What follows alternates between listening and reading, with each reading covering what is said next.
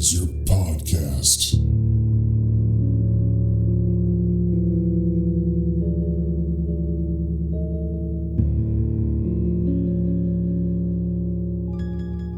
Hey there, everybody. Before we get into the issue, I just wanted to let you guys know that this is the free version of the podcast. And all that means is that this is far behind where I'm at in the Patreon version. So if you're liking this and you need more John Constantine, you can't get enough, be sure to go over to patreon.com/planes, trains, and comic books, all one word, and sign up for the Hellblazer tier, which gives you access to the entire Hellblazer library that I've done so far, and a new Hellblazer podcast every week. And you'll also get the exclusives from our main Planes, Trains, and Comic Books podcast. So if any of that interests you, definitely check out our Patreon at patreon.com/planes, trains, and comic books, all one word. And with that, let's get into the issue. Today, we are reading Hellblazer number 20. And just a little recap before we get into it. We are right in the middle of the Fear Machine story arc, and John Constantine is hot on the trail of a corrupt company named Geotronics that has created a machine that is able to harness fear and is weaponizing it using psychics who are able to tap into the Earth's magical energy through ley lines and special stone formations, kind of like Stonehenge. And with that, they are able to cause mass panics and hysteria in large groups of people and also in individual people who have been like killing themselves and just causing like a general fear that's going through the public. And there's been a lot of suicides. And last issue, we found out that there is some kind of Masonic government organization that is behind this company, and they are using this fear machine for their own political gain. And the reason why John is after them is because they have kidnapped one of his psychic friends, who's a young girl named Mercury, who they have been holding inside of some kind of psychiatric ward so she can take the fear out of mentally disturbed people and then put it inside of the fear machine. And in the last issue, we saw her gaze inside of this fear machine, and it seemed to be growing beyond the control of the Geotronics company and the Masonic organization, and they haven't really recognized that, so it seems like this fear machine is getting out of their control without them knowing it. And before we get into it, we got the cover here. We see there is like a geometric box that looks kind of like a prison cell because there's like bars on a window, and then we see there's like a apparition of a man holding their head like they have some kind of ailment or something. And on the floor of this box, there is the Masonic symbol that we have seen on the main, I guess, assassin maybe for this Masonic group. And this issue is written by Jamie Delano, and the art is by Mike Buckingham with inks by Alfredo Alcala. And we see on the first page, this is part 7 of the Fear Machine story arc, and it is named Betrayal. And we start off with Mercury, who has convinced Dr. Fulton, who's like a creepy scientist that has been studying her and getting her to use the fear machine more and more. But she has been using her psychic abilities to kind of convince him to let her out of the facility where they've been holding her. And she has basically convinced him that, I don't know, they're on some kind of date or something. He's taking her out for ice cream. And this was all part of her plan. Like she was trying to kind of seduce him because she can read his mind and knows that he's been like creepily watching her and stuff. And he's got some weird attraction to her. It's kind of sexual, but also kind of like he's just super lonely. And it's just super creepy overall. So as he's getting her ice cream, she like makes a break for it. And she's just like, Dr. Fulton, can you hold my ice cream? I have to go to the bathroom. I won't be long. And as she walks away, Dr. Fulton knows what's going to happen. He already knows that she's going to run off. And the narration says, Fulton knows it's over. And she's taken his whole life with her. She's gone. She's gone. And as he's thinking that, we see Mercury in the background kind of looking at him, making sure that he's not following her or seeing her go away. And she walks over to 2 policemen who are just around the corner from this ice cream stand and this metro station. And she tells them basically, this guy kidnapped me and he's super creepy. Can you please help me out? So they go to Dr. Fulton and they tell him, excuse me, sir, I think you better come with us. So he gets arrested and he's thrown in jail for the night at least. And as he's sitting in his cell, he's kind of throwing like a little pity party for himself. And the narration says, Fulton had tried to make it easy for her. He'd been expecting it, of course. He'd known all along that she didn't care for him, not like he cared for her. There's nobody to blame but himself. He's pathetic. He'd let her bewitch him, willed her to put her glamour on him, basked in the deceptive glow of her delicious innocence. He wanted this confusion, this madness, this terrible sucking heartache. Fulton had never had much appeal for women, nor they for him, or so he told himself. Science was his lover, discovery his sex. But Mercury was different, so powerful and exciting. She was young, but her psyche was old as time. This morning they'd woken and she could not meet his eye. He knew that she would leave and that he would not stop her. She would be free and they would kill him for it. And then we cut to John, who is walking with Inspector Talbot, who accidentally stumbled upon this Masonic organization within the government when he was just looking at normal corruption within the police force. So to punish him, the organization began to send him letters in the mail that were threatening and saying that they're going to kill him or kill his family. And this drove his wife to suicide. So he's now working with John side by side in order to bring down this corrupt organization. And also with them is a journalist named Simon, who was almost killed by this man named Webster, who is the assassin who works for this organization, because he uncovered some interesting things about the company Geotronics and also this Masonic corruption within the government. And at the end of the last issue, they were about to get on a subway train, and a man came up to them who was kind of following John all last issue. And he's like a homeless guy, and he started saying the name Jala Cantiliokin. And as he was yelling this name, he proceeded to jump off the platform and into the way of the oncoming train that was pulling into the station, killing himself. So after that, they took the train to a different part of town, and now they're walking into a bar to get a drink and also just discuss what's going on and piece together the clues that each of them have found on their own in their own discovery. So Inspector Talbot and Simon go to get some drinks for everybody, and the whole time John is thinking of that word, Jala Cantiliokin, over and over and over. And he narrates, "I hear the word again, howled with the raging breath of fear. Something is growing, assuming form in my imagination, something frightening, something magical." And as he kind of ponders that, Simon and Talbot come back with the beers, and they begin to lay out all the pieces that they've discovered individually. So Talbot brings up the Russian named Sergei, who has also had an attempt on his life, and he was working for the KGB with another Russian agent, and they were trying to steal the fear machine technology from Geotronics. But they were found out before they could actually steal the secrets, and the agent that was with Sergei ended up killing himself. And a couple issues back, we actually saw Geotronics unleash the fear machine in order to try to kill Sergei as he was following John onto a train. So there's definitely a lot of moving parts that they're talking about, but they come to the conclusion that these Masons are trying to use the fear machine to seize political power in the government. John explains, "According to this Russian, 10-1, he's the guy I pulled off the train. The KGB infiltrates secret societies like the Freemasons as a matter of course.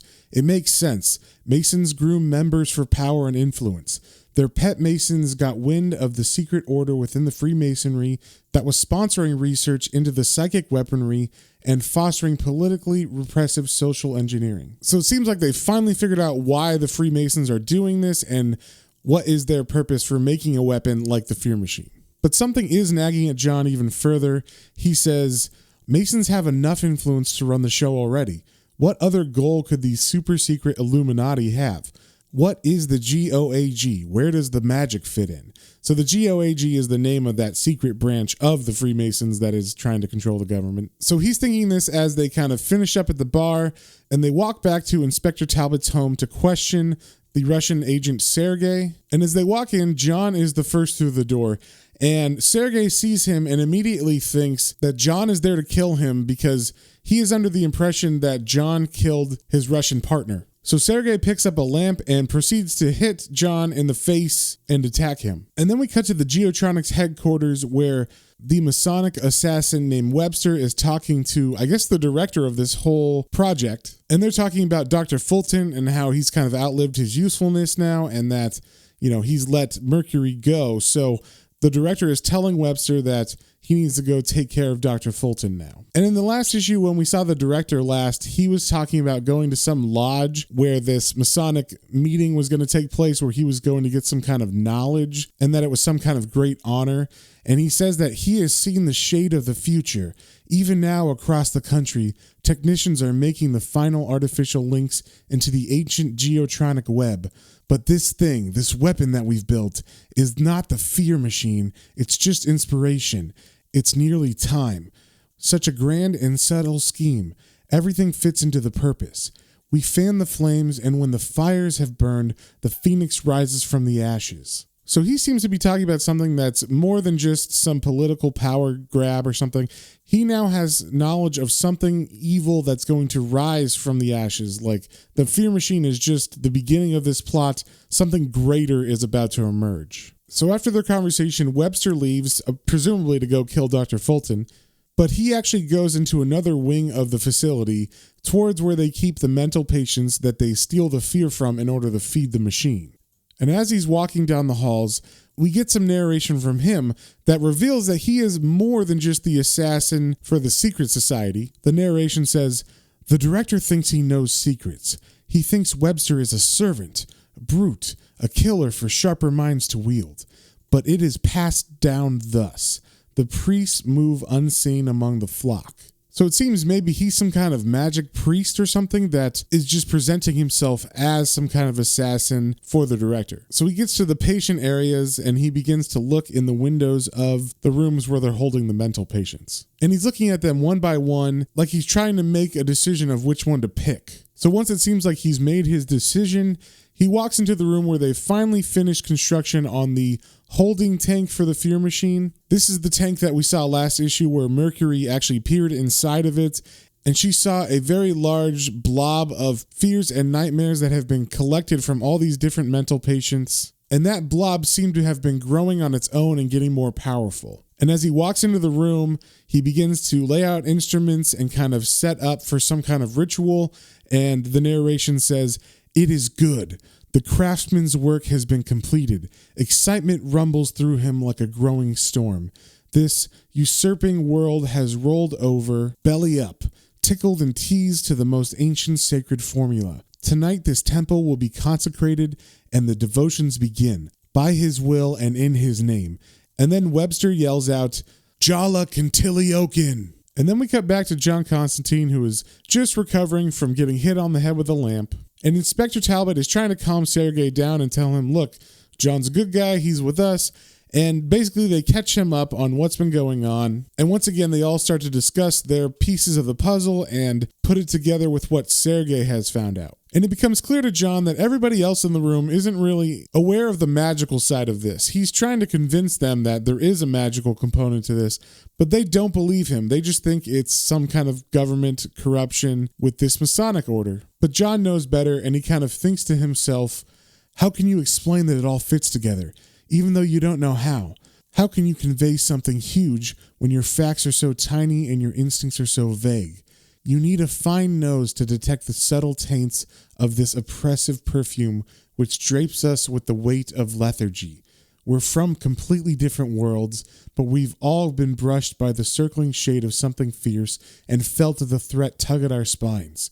And as he's thinking this, we get a zoom out from London and we see the whole city, and above it you see some kind of dark clouds forming, and there's like an evil face kind of laughing above the city. And then we cut to a man we haven't really seen too much in this story arc, but we've seen him in little doses.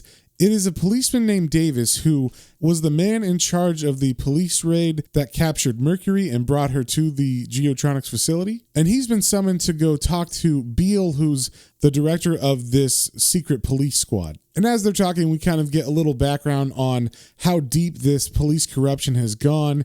And Beale is kind of giving a nationalistic speech to Davis about the kind of riffraff that they want to get out of this society. He says, "For months now, the Black Squad has been softening up the peripheries of society, the radical left, libertarian intellectuals, peaceniks, hippie travelers, gays, druggies, football supporters, strikers, blacks." And Davis replies, "Scum." And Beale continues, "We've been harassing them, beating them up, making them afraid and making them angry, shaking out their leaders. We need them to be angry, but we need them to be disorganized. You need to take out the leaders.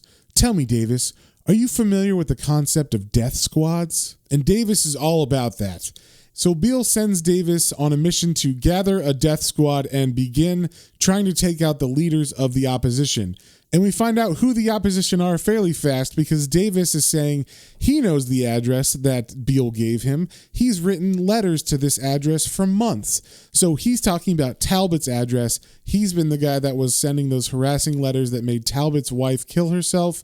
So he is on his way to that house with a death squad to take out the leaders, and the leaders being Talbot, Sergei, Simon, and John. In the meantime, we cut back to Webster, who has finished his ritual in the fear machine, and he is now collecting Dr. Fulton from the jail cell in order to kill him. So he takes Dr. Fulton to a bridge, and we've actually seen parts of this scene before in a past issue, specifically when Mercury was looking into the mind of Dr. Fulton and had a psychic flash of Dr. Fulton having a noose placed around his neck and then being pushed off of a bridge. So that is what happens. Webster takes a noose, ties it to the bridge, puts it around Dr. Fulton's neck, and he pushes Dr. Fulton off with his foot, and Dr. Fulton falls to his death. And then we cut back to Inspector Talbot's house, which is now being raided by the police, and we see that everybody except John has been captured. John was able to make it out of a window, and I guess using magic, he has just kind of stayed on the sidelines and is able to convince them that he is a policeman. He even walks up to Davis and says, "Hey, I'm just wondering where you're taking them. Don't worry, I'm one of you." And he shows a badge, but it's probably not a real badge. It's probably a piece of paper that looks like a badge to them. But because he's just impersonating regular police, they tell him to go piss off. And John tries to follow him, but he can't keep up with them on foot. So John feels pretty disheartened by all this. He says, "It's coming apart again, isn't it? Just when you get a grip, it all turns to bleeding spaghetti. I'm not done yet, though. I may have lost my allies in one fell swoop, but at least I've got a phone number." And that's a phone number he got from Davis, I forgot to mention. When John was impersonating a policeman, Davis said, "Hey, if you've got a problem with anything we're doing, ring the home office. It's extension 238. They'll put you straight through." So he says, when you've got a phone number, you can usually get a name.